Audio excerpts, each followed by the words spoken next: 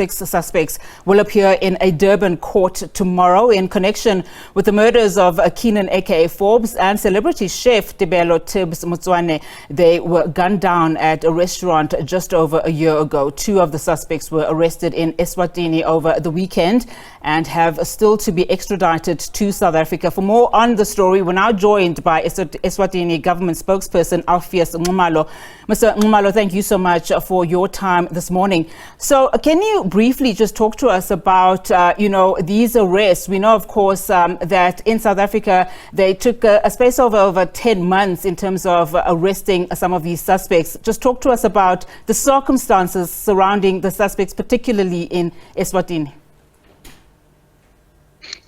Thank you very much, Unati, for the opportunity to engage on this matter.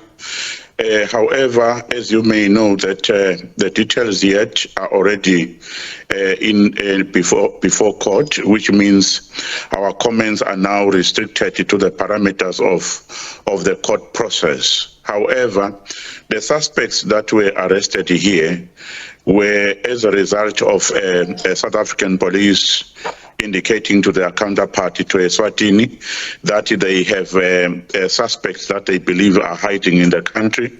And our Eswatini police then took to their heels to investigate. And in the process of the investigation, yes, these 2 suspects were arrested and are expected to appear in court on Monday. And then the court will hear from there as to what is the process taking forward. As for the speed in which they were arrested, it was as a result of our police hard work, indeed.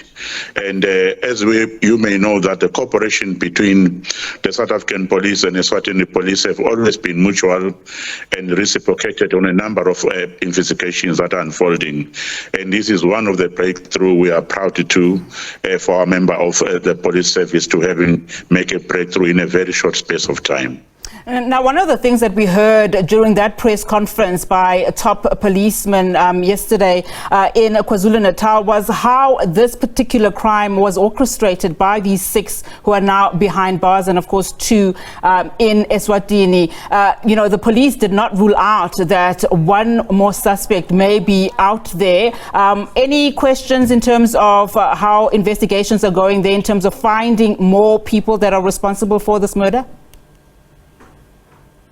Our police officers are going to collaborate and continue to assist as information comes in and as request is presented to them by the South African Police Service. However, Lieutenant General Mkonazi of KwaZulu-Natal indicated clearly that yes, they've been wanting these people for 3 cases: murder, attempted murder, possession of arms, and conspiracy to murder. So we are not in this side of Eswatini in a position to know exactly if these 2 that are arrested are directly linked to the murder of Aka and his friend and the rest. That is only within the province of the South African police to know exactly as to why these 2 that are arrested this side are wanted also in the province of KwaZulu-Natal. Are they directly implicated in the matter of these 2, or they're part of the conspiracy of the matter of the 2, or whatsoever the case may be? All that we want at this we know at this stage is that these are persons of wanted in the Republic of South Africa, and we are going to cooperate to hand them over when the due process has been finalized. I appreciate, as you said, that this matter, of course, is before the courts and you are very limited in terms of what you can say to us. But just on your point in terms of the strong relationship that you have with South Africa, maybe talk to us about, the extradition process. You mentioned, of course, that these 2 suspects will appear in court tomorrow. How will the extradition process, take form? It's usually the South African police that will make an application to court to request the court to release the suspects to their hands and to their custody. Then when the court finds it and deems it necessary and fit, that they should be released and be handed over to the South African police services, that shall be done. So it's all now the ball literally in the court of the South African police service. Another question from me, of course, because as I said earlier, I mean, this is a huge case for South Africa, particularly for the South African Police Service, who have then managed to make these arrests. I mean, during that briefing, and we heard from Commissioner Mkhwanazi that several vehicles were, found in possession of the suspects, and several firearms were also, confiscated. Just talk to us in terms of the circumstances of this particular arrest. What was found in possession of these suspects? Can you talk to us about those details?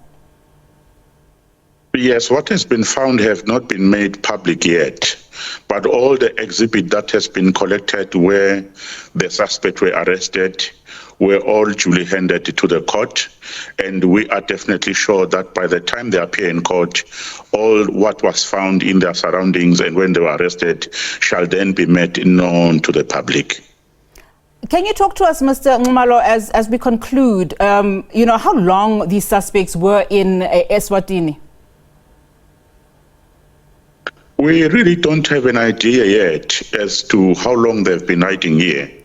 But according to the request that was forwarded by the South African Police Service to our National Service of the Police, it does look like it has been more or less or 10 months. So we are looking forward to know all those details, because they will definitely be coming out on Monday as to how long they've been hiding here.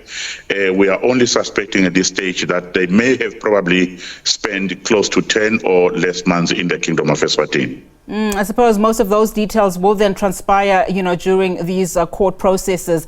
But Mr. Nxumalo, thank you so much for your time.